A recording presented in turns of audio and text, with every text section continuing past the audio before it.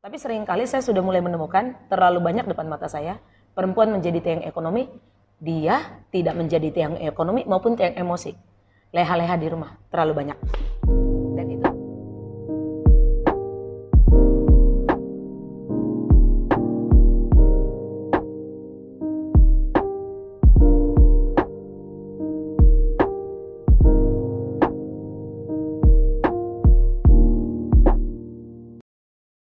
Hai teman-teman semuanya, ketemu lagi dengan kita di sini. Kali ini topiknya masih menahan diri, sesi 2. Dan untuk saat ini kita akan berbicara mengenai single mature. Is that okay? Nah, saya sudah ada nih kedatangan narasumber kita kali ini dengan Kak Siska. Hai Kak Siska. Hai Putra. Nah, Kak Siska sekarang ada kesibukannya apa nih Kak untuk saat ini? Banyak ya. Salah Oke. satunya pengacara pengangguran banyak acara. Aku mau bercanda sih jadinya. Enggak, ini Kak Siska sekarang terdaftar sebagai salah satu mahasiswi di STT Teologi gitu. STT Teologi ya. Oke Kak, nah ini memang related mungkin dengan bukan Kakak aja sih, ke aku juga mengenai menahan diri, apalagi sekarang single mature, bisa dibilang single mature ya. Nah kalau boleh nih Kak, berbagi, kita ngobrol-ngobrol ringan saja. Kakak hingga saat ini statusnya apa nih? Single kah atau double atau Single triple? sesuai dengan Mungkin judul. triple. Oh, single ya. That's why dihadirkan di sini menjadi narasumber. Oke, sekarang Kak Siska single. Jadi buat abang-abang semua yang di luar sana, jangan lupa ini nomor handphonenya Kak Siska. Nanti kita edit ya di sini ya. Boleh. Oke. Udah berapa lama sih Kak single? Sekarang usia 46 tahun. Berarti tanya pertanyaannya udah single apa nih? Lebih kepada Sudah berapa lama terakhir. single? Berarti mungkin setahun 2 tahun kah atau 3 tahun kah? Oh, single no pacar gitu ya? Iya, betul. Setahun yang baru setahun ini. Baru setahun ya, oke. Terus kalau misalkan dihitung kira-kira aja sih, kira-kira udah berapa kali punya pacar kah atau pacaran gitu? Sulit dihafal ya, tapi antara 4 sampai 5. 4 sampai 5, mungkin bisa dibilang 4 sampai 5 itu yang berkesan ya. Yang teringat. Yang lainnya sengaja dilupakan. Bukan, yang Oh, lainnya lebih kepada pendekatan dulu lah, kayak dating oke. gitu. Jadi sehingga itu nggak termasuk dihitung kita secara kontinu gitu ya, rutin berurusan dengan dia. Tapi yang lainnya sifatnya lebih kepada pendekatan aja. Pendekatan aja, jadi itu termasuk dalam tahapan ya Kak? Iya. Jadi pendekatan dulu, terus akan bisa naik lagi nggak nih ke jenjang berikutnya, kayak Ya, misalkan paling nggak dibawa ke rumah dulu. dibawa ke rumah ya, oke baik. Terus apa sih Kak yang bikin Kakak memilih untuk masih single sampai saat ini? Sebenarnya sih bukan memilih ya, tapi memang kondisi saya ya seperti itu. Kemarin kan juga terakhir sudah mencoba menjalani, tetapi ternyata proses dalam perjalanan itu masih ada perbedaan yang tidak bisa kita paksakan untuk satu. Jadi ingat ya, ini bukan saya pilih, tetapi situasi yang sedang saya jalani. Oke, berarti bukan pilihan ya Bukan sebenarnya pilihan. untuk being single itu. Oke. Artinya saya tetap memilih nanti tidak menjadi single selamanya. Karena kan fenomena sekarang nih kalau misalkan udah 30 tahun ke atas terus masih single, udah tuh Kak, nggak hanya tiba-tiba banyak banget yang pada mau tahu, yang kepo tentang kenapa masih single, terus kenapa nggak nikah dan sebagainya seperti itu. Nah, gimana nih? Adakah tekanan-tekanan baik itu internal maupun eksternal yang memang sering dilontarkan? Mungkin bukan, kita nggak bisa bilang tekanan sih. Mungkin pertanyaan-pertanyaan seperti itu yang memang mungkin tujuannya mereka adalah hanya sekedar bertanya, tetapi yang didapatkan oleh orang yang menerima pertanyaan itu adalah bisa jadi tekanan dalam tanda kutip gitu. Berarti itu tekanan eksternal ya, itu pastilah ada dari sosial masyarakat, baik itu dari keluarga terdekat maupun family jauh, bahkan juga boleh tetangga-tetangga juga bisa. Tetapi mungkin saya beruntungnya lokasi tinggal di Jakarta kan memang antar tetangga sosialisasinya tidak terlalu sekuat di daerah ya, sehingga pertanyaan-pertanyaan seperti itu cenderung jarang dilontarkan ke saya. Paling pertanyaan seperti itu menjadi cenderung dilontarkan jika kita mempunyai acara family secara besar. Tentu kan mereka penasaran untuk menanyakan. Sejauh ini sih saya senang ya mereka menanyakannya masih dalam bahasa yang santun, yang menurut saya itu adalah bahasa kepedulian, bukan bahasa yang perlu saya buat susah dan menganggap bahwa kok kamu mengganggu, pengen tahu sih urusan hidupku. Enggak, sejauh ini enggak sampai kayak gitu. Aku memandangnya enggak begitu ya. Oke. Karena memang sempat ada kabar nih Kak, kalau misalkan ada beberapa teman kita tuh yang memang merasa tekanan itu tuh datang dari internal. Kalau tadi kan eksternal ya, internal dalam hal keluarga. Sampai mereka itu keluar rumah untuk bekerja dan seharusnya dia kembali ke rumah setelah bekerja tersebut, tapi kayak nggak mau gitu. Jadi dia mau menghabiskan waktunya di luar aja, semakin lama-lama dia pulang ke rumahnya, supaya karena pada saat dia pulang ke rumah ya tekanan itu tuh tetap ada gitu, pertanyaan-pertanyaan itu kayak misalkan, sehingga akhirnya orang tersebut kayak menghabiskan waktu di luar, dan untungnya sih kayak dan ini kisah nyata, dan dia lari kayak ke pantai dan sebagainya hanya untuk menenangkan diri dia. Itu dalam konteks maksudnya menunda ya? Dia menunda pulang ke rumah? Betul, menunda pulang ke rumah. Yang seharusnya dia memang harusnya udah sampai rumah, tapi dia menunda pulang ke rumah hanya menghindari tekanan tersebut. Dan itu tekanannya nggak hanya dari eksternal, tapi itu didapatkan dari internal. Internal di rumahnya sendiri, family.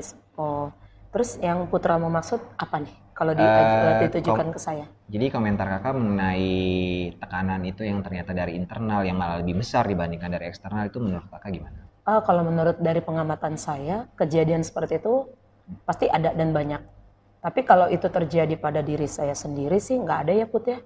Artinya saya bersyukur saya memiliki orang tua yang bijaksana, yang memahami kenapa saya masuk ke dalam sampai tahap seperti ini. Dan orang tua saya yang terpenting adalah dia tahu bahwa bukan saya tidak mau menikah, tetapi kondisi saya memang tidak semulus kawan-kawan yang lain. Gitu. Atau ada dua juga sih kalau saya bilang, tidak semulus kawan-kawan lain karena saya juga tidak senekat kawan-kawan yang lain. Itu juga bisa. Oke. Karena kan juga banyak nih literasi-literasi di luar sana nih Kak yang memang perceraian-perceraian, terus juga konflik rumah tangga atau berumah tangga. Itu menurut Kakak mempengaruhi nggak sih niat seseorang di luar sana yang akhirnya menunda untuk menikah, atau misalkan untuk saat ini lebih baik single dan sebagainya. Nah, untuk pribadi kakak sendiri itu mempengaruhi nggak ke diri kakak? Kalau memang kita pasti tahu lah, namanya pernikahan itu adalah sesuatu yang baik, ya kan? Karena memang sudah ada di dalam Alkitab juga. Terus juga katanya ada dibilang bahwa memang pernikahan itu menikah itu adalah ibadah, gitu kan? Nah, siapa sih nggak mau menikah, ya nggak? Cuma permasalahannya kan pribadi lepas pribadi itu berbeda-beda. Nah, mau tahu aja sih kalau misalkan literasi-literasi di luar sana yang kakak dengar nih, teman ternyata pernikahannya tidak baik hubungannya atau berakhir perceraian, jadi menurut kakak seperti apa? Aku sih pernah mengalami seperti itu juga di usia sekitar menuju kematangan ya, di sekitar usia 26 sampai 33 memang pernah punya statement saya tidak mau menikah, saya mau jadi independen aja. Begitu pernah begitu percaya diri, ternyata itu di-trigger oleh dua hal. Pertama, dulu karena ada kesombongan pribadi ya, dalam artian kenapa sih harus bersusah-susah hidup, harus menikah dan melanjutkan keturunan gitu ya. Dulu sampai saya tahapnya pernah kayak gitu loh Put. Artinya cuek banget lah dengan kayak begituan. Kedua, memang jujur ada yang men-trigger, yaitu saya waktu itu jengah dengan melihat pernikahan mudanya kawan-kawan saya yang baru setahun 2 tahun, tapi kayaknya udah kayak mendengarnya serem gitu, lempar piring lah, apa dan sebagainya. Nah, itu yang membuat saya berkeputusan di usia 26 sampai 33 baru mengambil keputusan enggak, aku mau independen aja. Tetapi aku bersyukur konsep itu berubah di usia saya 33.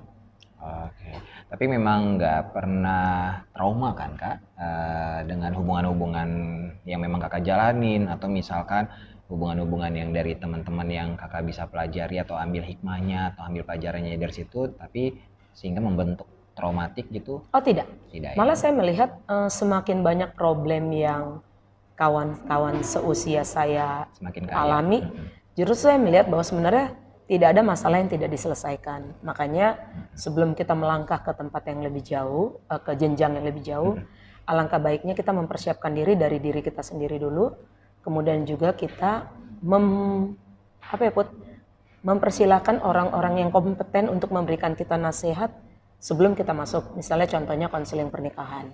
Oh ya, itu Gitu. konseling Jadi pernikahan saya percaya bahwa penting itu tidak akan menolong saya. Makanya sejauh ini saya tidak sampai kepada titik trauma. Even ya Put ya, aku banyak mengalami banyak nangis lah Oke. dengan para mantan.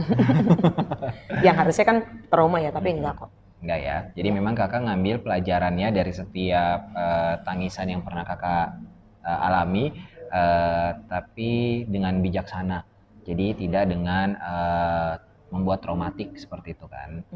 Nah kalau misalkan mengenai standarisasi, kakak pernah turunin standar nggak sih? Misalkan kayak sekarang nih, kan mungkin dari tadi kakak sempat bilang 26 sampai 32, terus kemudian akhirnya berubah. Waktu itu lagi cuek-cueknya, mungkin di situ ada kayak faktor tanda kutip masih muda, merasa Ya, masih muda. punya begitu, keunggulan punya banyak. keunggulan. Tapi begitu umur 33 hingga sampai sekarang, ada nggak sih kak yang lama-lama mungkin bukan entah namanya turunin standar atau memang ego itu yang kita turunkan atau apalah itu namanya. Nah kakak pernah nggak mengalami itu? Pernah, 2 kali. Ada yang sekitar tahun 2013 hubungan saya turunkan standar secara intelektual. Artinya dalam hal berpikir dan dalam hal kognitif saya lebih unggul dari dia. Tetapi waktu itu saya pikir kalau terus menggunakan standar saya yang levelnya A, B, C, D itu saya pikir tidak ada ya pria yang perfect. Kalaupun perfect belum tentu saya berkesempatan ketemu dia gitu kan. Bisa jadi dia ada di belahan dunia lain atau potensi untuk bertemu dengan perfect yang menurut saya itu belum tentu ada gitu loh. Jadi saya percaya dia ada, tetapi belum tentu potensi bertemu dia ada. Nah makanya waktu saya dikejar tahun 2012 itu sama si A gitu ya. Dulu sebenarnya saya awalnya juga sebut saja Bambang bukan nama sebenarnya. Si Bang si Beng gitu ya. Nah itu aku waktu itu udah tahu dari awal ini nggak ketemu nih pola pikirnya sama gue. Tapi saya pikir oh no, semua harus dijalani dulu, dicoba dulu. Coba turunkan standar, coba tetap humble, apalagi kita kan kami kan perempuan ya Put, harus belajar lebih yang namanya toleran lah. Nah itu ternyata ada resikonya Put. Resikonya apa tuh Kak? Itu tadi, begitu kita memutuskan untuk menurunkan standar kita, akhirnya ada titik yang dimana buat dia menduakan perempuan itu biasa. Jadi itu pada saat itu saya didabelkan gitu loh. Jadi akhirnya dia lempar audiens, kayak lempar ke audiens, lempar ke orang tua, pilih yang mana, kan itu nggak baik ya Put. Harusnya kan dia pastikan dulu misalnya dengan saya nggak pas, nggak apa, baru ke yang lain. Ini nggak Put. Nah di situ saya baru tahu ini kesalahanku, menurunkan standar dengan gegabah. Oke. Tapi berarti bisa dibilang hingga saat itu kan udah cukup lama tuh Kak. Nah untuk saat ini menurunkan standar itu apakah masih kakak lakukan tapi mungkin dengan tidak secara gegabah? Sudah juga menurunkan standar dengan tidak gegabah, lebih kepada mengalah dan ternyata juga itu tidak membuahkan hasil. Jadi akhirnya saya cuma berkesimpulan adalah menjalani hubungan itu harus kesepakatan dua belah pihak dengan kesadaran. Jadi bukan berdasarkan karena gue suka lo suka gue selesai di situ. No, banyak yang mesti dibahas di dalam sebuah hubungan. Itu yang aku lihat sih Put. Nah kalau misalkan tadi udah ngomongin turunin standar, kalau misalkan dengan orangnya sendiri, menurut kakak laki-laki zaman sekarang gimana sih Kak? Orangnya sendiri apaan sih? Tadi kan menurunin standar dari segi kakak kan. Nah kalau dari segi pasangan kakak, laki-laki tersebut, nah kakak tuh ngelihatnya laki-laki zaman sekarang itu seperti apa penilaian kakak? Kayaknya adakah perubahan dari zaman dulu sampai zaman sekarang? Oh iya. Pasti. Perubahannya di mana coba? Matre. Really? Iya. Aku menemukan banyak kok. Sekarang banyak sekali pria yang mencoba memperdayagunakan pasangannya nanti harus sama-sama menjadi tiang ekonomi. Oke. Nah, padahal kan kalau dia tegas menurut pemahaman yang sudah saya ini ya Put ya, bahwa sebenarnya ada dua hal yang harus kita pahami. waktu kita memasuki jenjang yang lebih jauh, yaitu ada tiang ekonomi dan tiang emosi. Dan saya sekarang menemukan laki-laki sekarang mencoba menjadikan pasangannya juga tiang ekonomi. Akibatnya nanti bisa bentrok dong. Nah itu yang aku lihat perubahan itu ada, bahkan lebih ekstrim. Kalau dia menjadikan dirinya tiang ekonomi itu masih fair buat saya.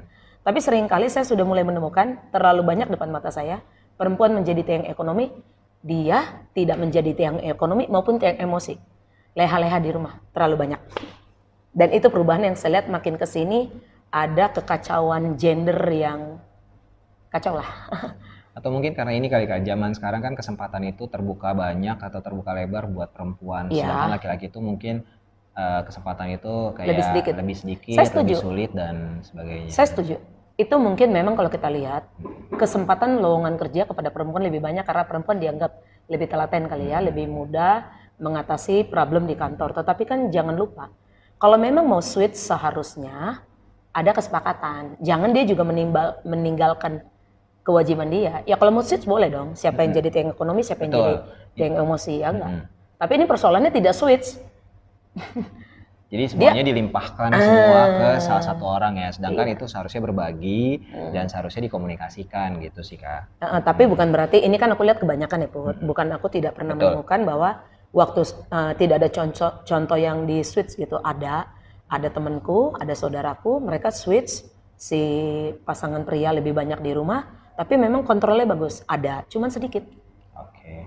Jadi itu kan pendapat Kak Siska mengenai laki-laki zaman sekarang ya. Nah, dengan pendapat Kakak, walaupun memang tidak banyak dan juga memang tadi kan sudah dibilang ya tinggal komunikasi, berbagi peran dan sebagainya sehingga rumah tangga atau pernikahan itu bisa berjalan dengan baik seperti itu. Nah, dengan tipe laki-laki yang saat ini yang tadi Kakak bilang walaupun tidak banyak yang seperti itu sikap Kakak untuk membuka diri dengan laki-laki yang baru itu Masih ada. untuk menjadi seorang pendamping Masih ada itu atau tidak gitu? masih seperti apa? Pasti ada lah. Ya mudah lah Put. Apalagi kalau kita sudah, tadi kan sesuai dengan judul, single mature. Berarti kan bertambahnya usia bukan berarti kita makin merosot. Mungkin tubuh ini yang makin merosot kekuatannya, tetapi kan kekuatan berpikir kita tentu harus makin menonjol. Nah artinya kemampuan screening pada saat saya usia 20, 30, 40 bahkan ke sekarang tentu harus makin meningkat. Maka janganlah karena persoalan fenomena yang ada di sekitar saya membuat saya jadinya ikut-ikutan mundur. Tidak, saya tetap bersemangat untuk terbuka terhadap sebuah hubungan dan menjalani hubungan jangka panjang, tetapi tentunya dengan screening yang sudah lebih ketat lagi, Put. Oke. Tadi kan standarisasi turun, tapi ada screening yang lebih ketat. Nah, itu ya tadi Kak balik lagi ke standar atau screening yang ketat itu, yang memang poin-poin kayak atau contoh mungkin yang tidak bisa ditolerir lagi nih untuk screeningnya itu screening seperti apa Kak? Oh, sudah tidak mau buang-buang waktu lagi. Langsung aja to the point. Tujuannya apa? Ngedeketin kita. Apa yang menjadi visinya dia, apa yang menjadi harapannya dia. Nah, baru dari situ kan kita bisa benturkan. Wah, masih bisa ditoleransi nih. Wah, masih cocok nih.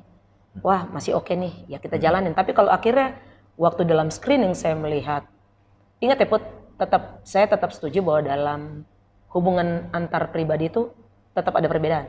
Kita aja udah bersahiban aja, betul. Perbedaan ada. Tapi Karena cari saling titik temunya. melengkapi, betul. Nah itu yang aku bilang bahwa tinggal dilihat. Kalau nanti kebanyakan benturannya, ya nggak usah buang waktu. Oke. Gitu aja karena udah usia ya Put. Nggak perlu lagi kita. Saya juga tidak mau lagi dong menjalani. Kalau saya punya kebiasaan Put. Kalau aku menjalani hubungan paling lama 2 tahun, tidak boleh lebih. Begitu. Itu idealnya menurut saran-saran yang para senior dan orang yang pernah berkecimpung di dunia hubungan seperti ini gitu ya. Sebaiknya memang tidak lebih dari 2 tahun. Kalau udah 2 tahun masih bersama, sebaiknya diureview ulang, perlu dilanjut, ada kesepakatan mau sampai di mana. Kalau 2 tahun tapi LDR gimana Kak? Long distance relationship. Itu kembali ke matangan. Karena kuncinya kalau saya lihat ya Put ya, dekat pun lu nggak matang, lu potensi perselingkuhan ada kok. Oke. Karena Soalnya umumnya kan LDR yang diketakutan adalah ada will ya atau pill.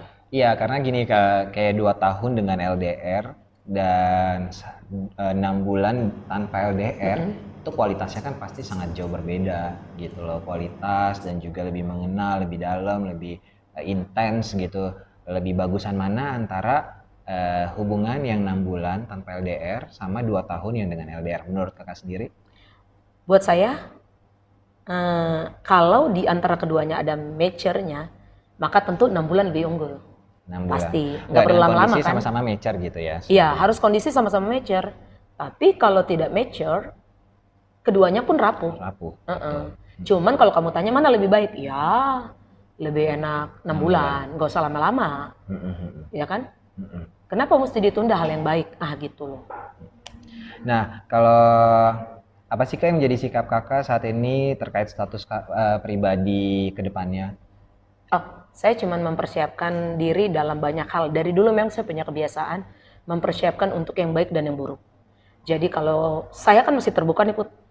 Gue masih terbuka deh sama yang namanya hubungan, nggak sedesperado itulah. Mungkin orang pikir, wah dia memang udah nggak mau lagi kali, udah Ada usia memang begitu. beberapa temen atau mungkin Bertanggapan orang yang ada. orang yang kita kenal sudah kayak memutuskan udahlah kayaknya memang nggak bisa untuk melakukan pernikahan seperti Ya, itu. Tapi aku nggak. asa itu masih ada di kakak ya. Masih, aku tetap bersemangat kok untuk Betul. menjalaninya. Cuman itu tadi harus kepada mempersiapkan keduanya tadi. Jadi aku mempersiapkan diri untuk tetap membuka hubungan dan menjalani kelanjutan hidup dengan pasangan, dengan calon gitu ya, jika Tuhan mengizinkan. Tetapi aku juga mempersiapkan diri jika tidak juga menemukan orang yang tepat itu. Oke. Karena memang pada saat kita single terus mau menemukan orang yang tepat, jangan kan yang single ya Kak, yang punya hubungan aja pada saat pandemi kayak gini tuh sulit kan, karena kan Iya. ada yang bilang cinta itu muncul pada pandangan pertama, tapi ada juga yang bilang cinta itu muncul pada saat interaksi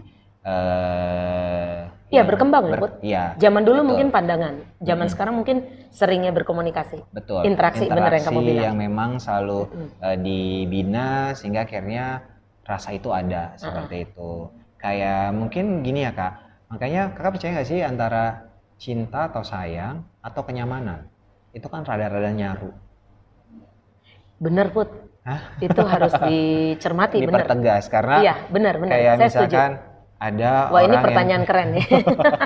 ada orang yang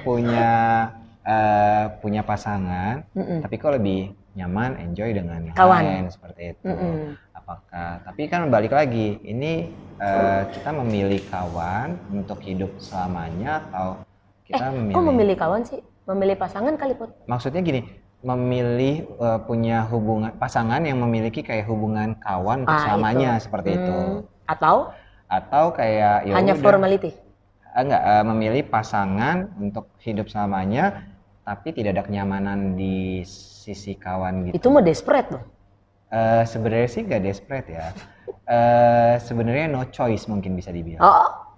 Nggak bisa loh Put. Sebenarnya ada choice. Cuman ya mungkin dia pikir kesempatan dia cuma sampai di situ. Padahal sebenarnya nggak juga kok Put. Oh gitu. Nggak. Kita bisa lihat kok kesempatan tuh sebenarnya banyak. Gitu. Jangan bilang sampai no choice, kasihan. Karena ini ya Put ya, pesan saya sih kalau buat kawan-kawan saya cuman mengingatkan hati-hatilah. Jangan sampai kalau kita nantinya cuman karena yang tadi itu ya, memilih pasangan karena no choice, wah itu resiko cuci muka pakai air mata seumur hidup tuh akan berlaku. Gitu. Karena dengan konteks yang tadi kita balik lagi ke sana, yang teman kita sampai tertekan secara internal seperti itu sehingga akhirnya ya udah deh no choice demi dia tidak merasa tertekan sehingga akhirnya dia mengambil keputusan yang dianggap memang bukan keputusan dia, saat itu nggak bisa dibilang itu salah atau tidak ya Kak, karena kan bisa dibilang salah atau tidak pada saat nanti kedepannya berkembang menjadi apa seperti itu. Iya. Nah kalau misalkan tekanan itu yang sangat besar dari faktor internal sehingga akhirnya mengakibatkan dia tuh mengambil keputusan yang memang sebenarnya dia sendiri nggak yakin. Maksudnya?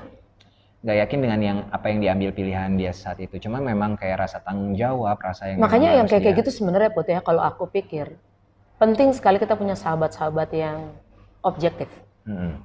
yang bisa menjadi penasehat untuk kita, yang memahami situasi kita, dan kemudian memberikan masukan-masukan yang bermutu untuk kita. Karena kalau terbiasa sendirian mengambil keputusan tanpa mengajak diskusi beberapa kawan yang kita anggap lebih bijak, kejadian seperti ini pasti terjadi. Dan aku bisa sampai di titik ini, aku yakin itu lebih kepada selain anugerah Tuhan juga saya tidak pernah menutup sosialisasi dengan kawan-kawan. Selalu ngobrol dengan para senior yang saya anggap lebih bisa memberikan masukan-masukan, sehingga termasuk sama lo juga biar gila tapi paling banyak memberikan masukan top buat gue. Nah, jadi itu penting. Makanya kalau bisa saran saya sih buat kawan-kawan yang sekarang mengalami situasi yang sulit, pastikan punya sahabat yang tepat untuk tidak membuat hidup serasa sendiri sehingga mengambil keputusan yang kurang tepat untuk hari depan. Tapi untuk kayak zaman sekarang sih ya Kak, maksudnya ya Indonesia itu kan terkenal dengan netizennya, Oh, netizen. itu ya warga plus 62. Jadi kayak Itu masih Indonesia ya? Kayaknya seluruh dunia kan sekarang. oh gitu ya. Tapi kita kayaknya juara satu deh Oh, netizennya. jadi kamu mengangkatnya Juara satu dari umum. juara satunya. Betul. Maksudnya Kakak posting aja deh di sosial media Kakak. Itu mereka tuh kayak langsung kayak merasa ada tuntutan untuk mengikut campur dan dengan urusan hidup seseorang seperti itu. Nah, kalau misalnya kita tarik dengan ikut campur dalam hal hubungan single mature ini, di mana memang single mature itu ada status kakak saat ini misalkan. Tapi mereka tuh kayak ikut campur andil dalam hal tersebut di hidup kakak seperti itu. Ya apa bedanya sih seperti kita menanggapi sosmed? Saya pikir sama ya. Cuman bedanya sosmed dunia hayal, dunia kamera, dunia apa gitu, dunia gadget, kita dunia real. Jadi ya kalau kita mampu menghadapi sosmed seperti apa, saya pikir termasuk juga orang yang berinteraksi langsung sama kita juga ya hadapin seperti itu. Kayak Putra punya konsep apa waktu menghadapi netizen. Saya pikir seperti itu juga Putra akan menanggapi dunia nyata yang mendesak Putra untuk harus segera gitu. Kalau aku sih mikirnya sih ini sih Kak, kayak kontrol itu ya tadi Kakak bilang kan, sekeliling kita itu siapa nih di antara yang memang tim supportnya kita gitu. Jadi kayak circle kita memang harus kita harus Penting kita banget. kontrol gitu. Jadi dari mulai nggak hanya dari umur kita yang sekarang ini, tapi pada saat kita masih remaja di mana kita butuh jati diri, mencari jati diri, nah disitulah kita tetap harus mengkontrol circle kita tuh siapa aja. Put, aku pernah dengar satu pendeta bilang begini, kamu berhak untuk mendapatkan yang terbaik untuk dirimu. Musik yang terbaik, buku yang terbaik, guru yang terbaik, sekolah yang terbaik, termasuk juga teman yang terbaik loh Put. Jadi artinya benar yang kamu bilang, berbicara tentang circle, kalau ada orang yang cuman mengganggu hidup kita, netting ya istilahnya ya. Iya, kayak toxic ya. Toxic yang kita bikin kita lelah, sebaiknya sorry, kita jaga jarak habis dengan orang seperti itu dan jangan masukkan mereka dalam circle kita, karena nanti apa yang udah tertatan dengan baik sebetulnya tidak apa-apa menjadi apa-apa dengan pengaruh-pengaruh circle-circle yang berbahaya ini. Makanya saya bilang kita punya hak untuk memberikan yang terbaik untuk diri kita, termasuk memilih teman yang baik untuk hidup kita. Dan termasuk teman hidup yang baik untuk wah itu udah paling final Put. Itu paling urgent itu, karena ini kan tiap hari ya, berhadapan siang malam gitu, dan seumur hidup. Seumur hidup, betul. Jadi memang ada tanggung jawab yang besar sih, karena kan memang bukan itu tadi teman hidup untuk seumur hidup. Jadi ya memang sedikit lebih kompleks atau berat mungkin bisa dibilang, tapi ya selama kita punya circle kita yang memang mendukung, terus juga kita dapat masukan-masukan dari orang lain, baiknya seperti apa, nah itu bisa kita lakukan. Sama ini ya Put, saya setuju. Ini this is not about circle aja ya, itu kan justru buat saya gimmick-gimmick. Tapi yang terutama adalah tentunya saya sebagai mahasiswa teologi juga harus memberikan support pesan-pesan daripada apa yang sudah saya pelajari ataupun di mana saya sudah bertumbuh karena itu. bahwa memang pertama adalah punyakah kita menjalani hubungan yang baik dengan Tuhan, karena itu sentralnya. Betul. Saya yakin saya tidak akan bisa sepercaya diri ini kalau bukan saya menggantungkan harapan kepada yang punya kekuatan yang besar, yaitu Tuhan. Betul. Dan kemudian siapa saya sekarang juga itulah anugerahnya Dia memberikan kesempatan saya bertumbuh gitu. Makanya itu yang utama sih. Iya, kemudian saya akhirnya membentuk circle-circle saya, salah satunya dirimu, Seven, Bang Tulus gitu kan. Nah, itu orang yang buat saya kadang-kadang kalau saya bikin di ini Put, di sosmed, 2 badut gila, 3 badut gila sebutin, karena memang itu fakta.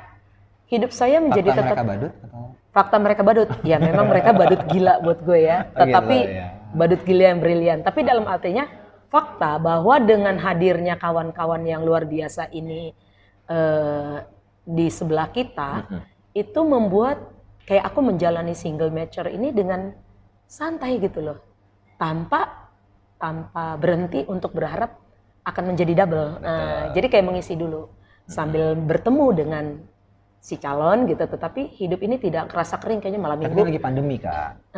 Susah gitu interaksi untuk ketemunya. Enggak, yang gitu, gue mau maksud di sini adalah nggak merasa gue sendirian kayak jemuran kering gitu loh. Iya. Itu kalau soal nggak ketemu, pandemi ini nggak kebetulan juga kok. Hadir di era yang teknologinya sudah siap. Kebayang nggak kalau pandemi ini datang 10 tahun yang lalu, tidak ada video call, tidak ada apa, pasti itu menjadi kesukaran manusia pada masa 10 tahun yang lalu. Jadi saya melihat, saya percaya Tuhan hadir dalam sejarah dan Tuhan juga tahu pandemi ini boleh ada, itu juga sudah diatur. Termasuk juga nanti hubungannya ke pasangan kan. Kalau mau dibilang, aduh ini pandemi nggak bisa ketemu, udahlah bersabarlah dengan modal video call, WA, itu kan maksudnya medianya masih ada gitu. Iya betul. Masih bisa di... Ya bukan media asap zaman dulu Put. Iya betul. Zaman Indian pakai asap. Telegram gitu ya, pakai singkatan-singkatan ya. Oke, berarti memang yang pertama kali, kalau memang boleh diambil kesimpulan ya Kak, jadi pertama kali adalah kita harus mendekatkan diri kita dulu sama Tuhan. Itu yang paling utama. Dan yang kedua adalah sehingga kita bisa mengatur circle-circle kita ini yang memang support kita, maksudnya support dalam hal, bukan support dalam hal kita masih single mature hingga saat ini ya Kak, tapi support apa yang memang kita hadapi saat ini, apa yang ada kerinduan kita saat ini, yaitu mencari pasangan hidup yang memang benar-benar menjadi teman hidup sampai seumur hidup, ya kan?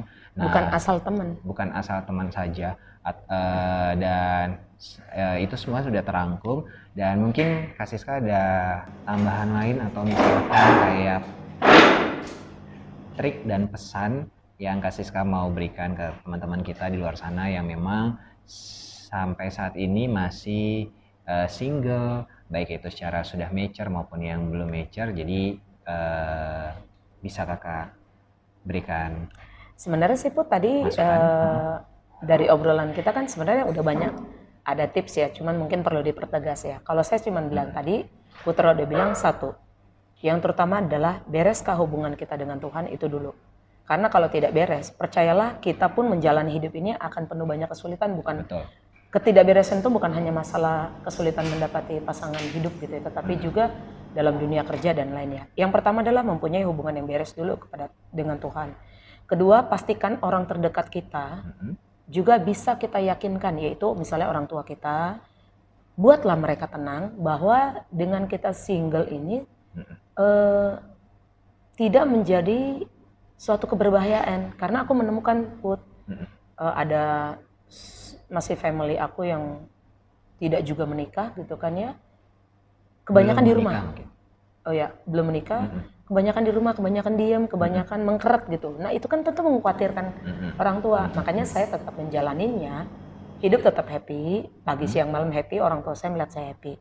Jadi yang terpenting juga adalah mereka perlu dijaga perasaannya, bahwa ini persoalannya belum waktunya aja, bukan kita yang menolak. Ketiga, tentunya itu tadi, memiliki circle perkawanan yang bagus, yang baik, yang toksik buang.